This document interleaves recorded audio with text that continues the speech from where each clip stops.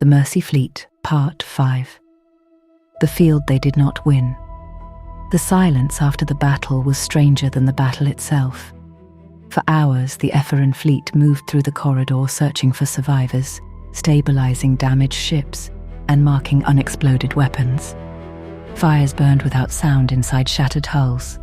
Bodies and fragments of armor drifted among the wreckage. Escape beacons flashed in every direction. Jalen ordered every functioning medical team deployed. Admiral Nera stood beside him on the bridge as the first enemy survivors were brought aboard. "We do not have room for all of them," she said. "Then we make room. Some of those people fired upon us. Some of ours fired upon them. They came to destroy our world. And now they are dying outside our ships." Nera studied him. "You believe mercy is still required?" Jalen looked toward the battered vessel carrying his wounded brother. "Especially now." The rescue operations continued through the night. Dominion pilots were pulled from escape pods beside Karad drones. Accord soldiers lay on medical floors beside Ephara technicians. Weapons were removed. Prisoners were guarded. No one was allowed to settle old hatred while the wounded remained in need of air. Elias regained consciousness aboard the Vigilant. Jalen found him in the medical bay with his shoulder sealed beneath a regeneration field. Micah sat asleep in a chair beside the bed, his hands still marked with Elias's blood. "You look terrible," Elias said. Jalen sat beside him. "You were shot." "You were nearly cut in half by a dreadnought. It missed, mostly." For a while, neither brother spoke. The medical bay was filled with quiet movement. Physicians passed between rows of wounded. Somewhere behind a divider, a Dominion soldier cried out while a Karad translator attempted to explain the treatment being given to him. Elias looked toward Jalen. "Did we win?" Jalen considered the question. "No." Elias frowned faintly. "We are alive." "That is not the same thing as winning." "Then what happened?" Jalen looked through the bay's viewport at the wreckage beyond. "We stood where we were told to stand, and the armies destroyed one another." Elias smiled weakly. "That sounds like winning?" "It sounds like receiving something we did not have the strength to accomplish." Elias let his head rest against the pillow. "Maybe that is what winning was supposed to mean." The people of Ephara spent 3 days gathering what remained in the corridor. The enemy fleets had carried enough fuel, food, medical supplies, raw materials, and advanced technology to sustain the colony for decades. Cargo holds were discovered intact inside abandoned vessels. Dominion power cells were transferred to Ephara defense platforms. Accord navigational systems revealed routes through space that had been hidden for generations.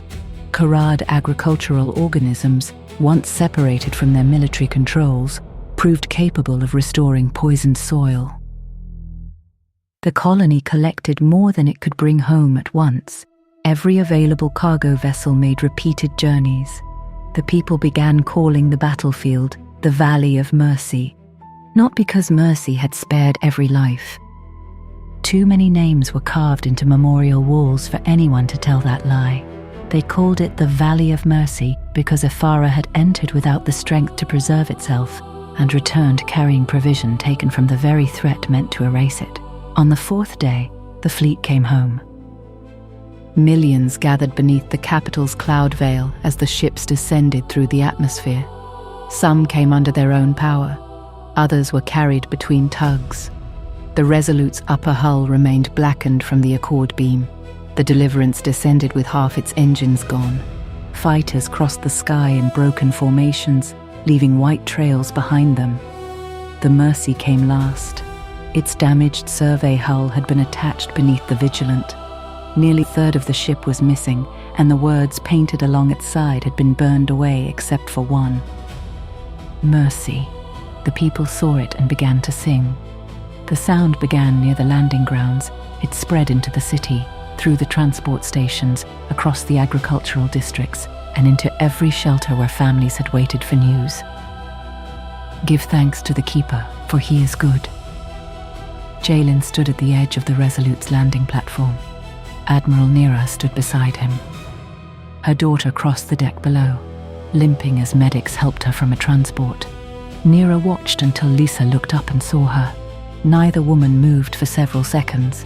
Then the Admiral abandoned every appearance of rank and ran to her.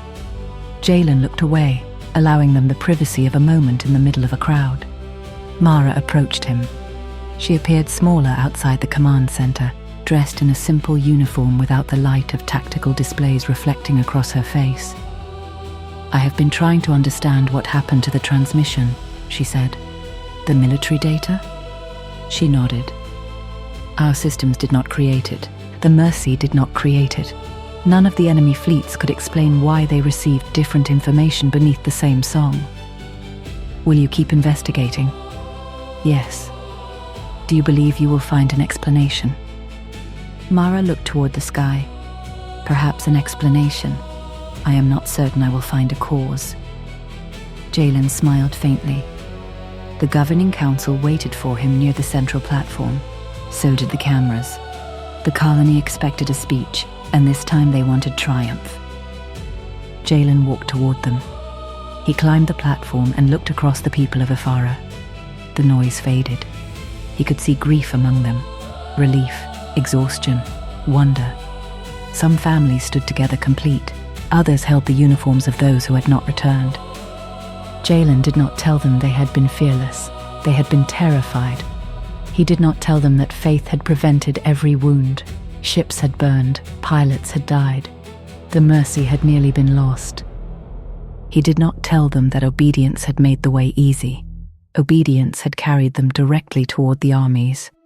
"We entered that corridor with 43 ships," he said. "We faced 3 powers whose strength exceeded ours in every measurable way. We could not defeat them. We could not bargain with them. We could not hide from them." He looked toward the damaged fleet behind him. "We were not delivered because we discovered that we were secretly stronger than our enemies. We were delivered after we admitted that we were not." The people listened in silence. There will be those who study this battle and search for a military explanation. They will examine the enemy alliance, their mistrust, their command failures, and the information that passed through their networks. Let them study it. Let our children learn every tactical lesson available to them. Jalen's voice strengthened. But Ephara must never forget the lesson beneath them all. When we had no strength and no answer, we turned our eyes toward the Keeper.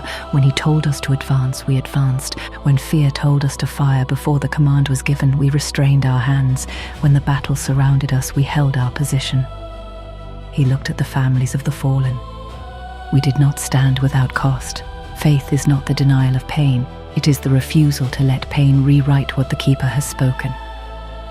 Across the landing grounds, Elias stood with his wounded arm secured against his body. Micah and Sarai stood beside him.